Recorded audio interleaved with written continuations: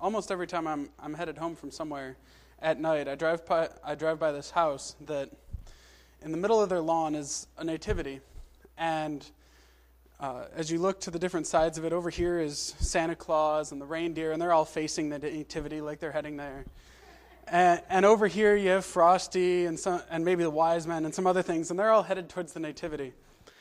And in a way, it's kind of funny to just see how everything's kind of combined together, and yet in a way, it's really kind of sad to see how we've taken what we see as the real Christmas story and what the world sees as Christmas, and how they've kind of really come together, and how we've kind of forgotten about what the real meaning of Christmas is. And I have a short video here that I'd like to show you that really kind of represents how jumbled our world really has become. So I'd like to show you that before we get started.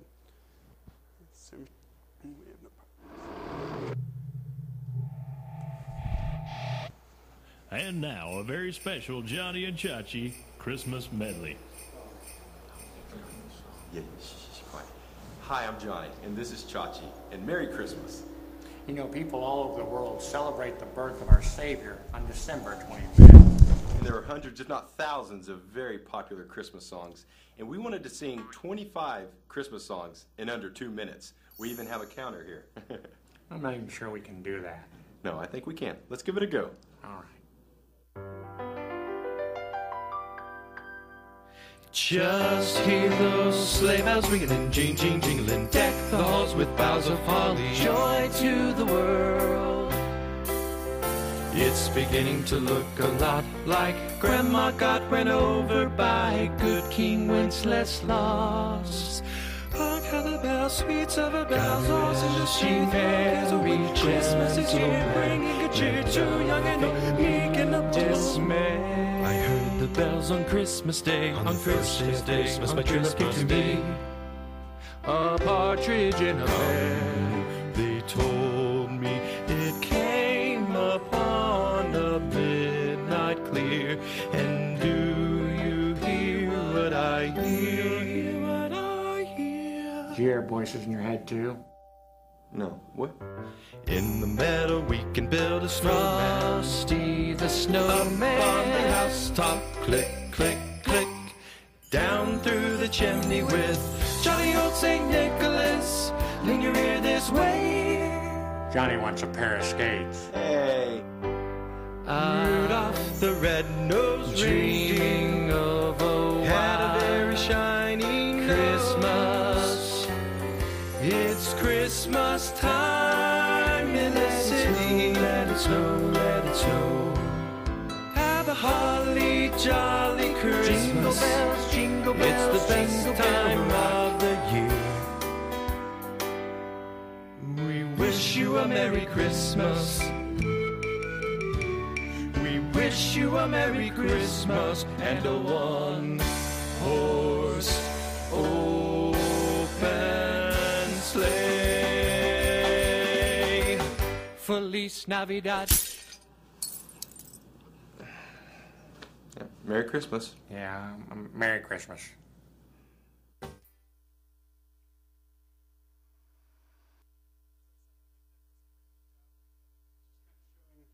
How scrambled our world really has taken the two sides. And I'd like to take a look this morning and just look at the two different sides and see some of the origins and see some of the story, and really kind of look at them as stories.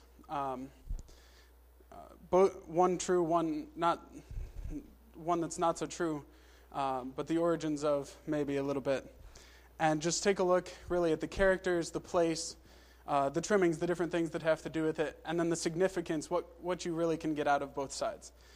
So first we'll take a look at the world's Christmas.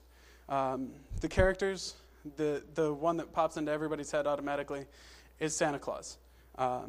Santa Claus originally was developed, or the name Santa comes from originally St. Nicholas, a 4th century, around 400 AD, devout Christian who was born to rich parents, and they passed away early on in his life, and he really took to heart what Jesus told to the rich man, take all that you have and give it to the poor.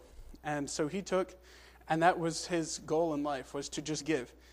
For example, he would go to the orphanages, and the children would hang their stockings on the fireplace to dry after they washed them.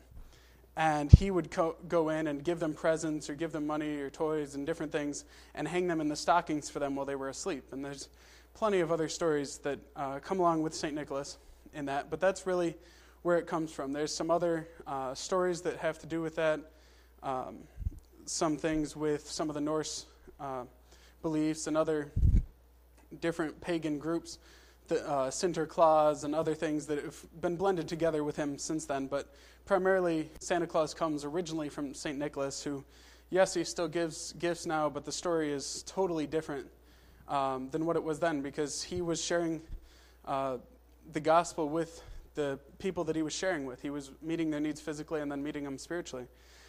Next, we can see with Santa Claus is Mrs. Claus. St. Nicholas was never actually married, so Mrs. Claus actually didn't show up until about 150 years ago, 1849, in a story called The Christmas Legend by a Christian missionary named James Reese. The reindeer, they're only a little bit older than Mrs. Claus. They were based on a poem that was written in 1823 called A Visit from St. Nicholas. The elves. The Christmas elves themselves were developed in the mid-1800s by the Scandinavians, who had had elves around for centuries before that, as the original elves were actually the ones that they'd come, and supposedly the original name for them was something like somewhere around the idea of that they would come in the night and sit on your head and squish your head, causing you to have nightmares. That was the original thing that the elves did. So some of the original people that helped create the Christmas elves were Thiel, Toplius, and Rydberg. Commonly known elves in the Western world today.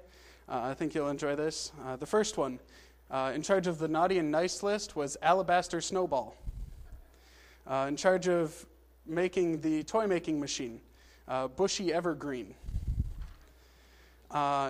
In charge of keeping the secret of where Santa's village is, Pepper Minsticks. The oldest friend of Santa, Shinny Up a Tree. The one, Sugar Plum Mary, was in charge of sweet treats and helping Mrs. Claus in the kitchen.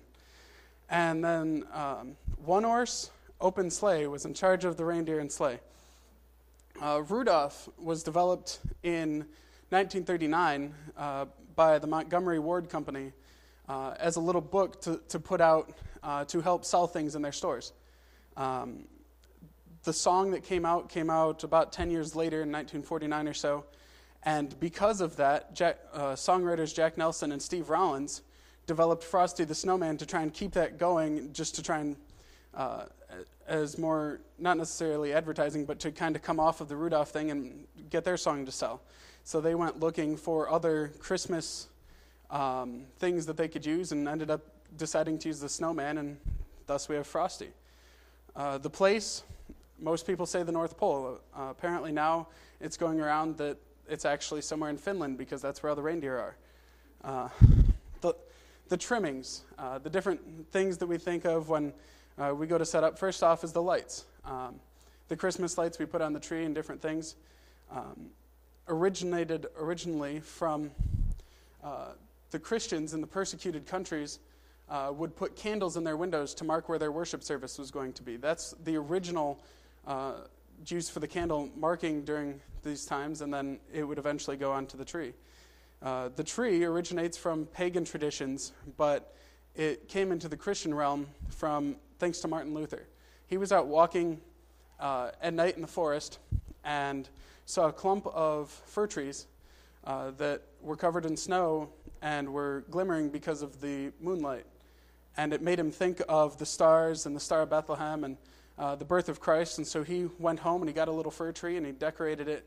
And to put the lights and the sparkling on it, he used candles on the tree and used it to tell his kids the story of the birth of Christ. Mistletoe comes from ancient Druid ceremonies celebrating the winter solstice. Gifts, as we think of giving at this time of year, was started in Rome. The high-ranking officials had to give gifts to the Roman emperor during the winter solstice. It was required. But St. Nicholas was the one that made Christmas gifts famous, dealing with the idea of Christ. So we look through all these different things that we think of with the world's Christmas and the things that come from that, and what do we get out of it? What's the significance? Really, all we really get is good memories. I heard a statistic a couple days ago that most people can't remember what they got for Christmas even last year. So really all we have is the memories that we get from our family coming in, visiting, traveling from far away, just getting up and getting the presents under the tree early in the morning, or watching our kids do it, or different things. And really all we get is the memories. And if that's all we get out of it, if good memories are the only thing that come out of Christmas, then we're all in a lot of trouble, because that's not getting us anywhere.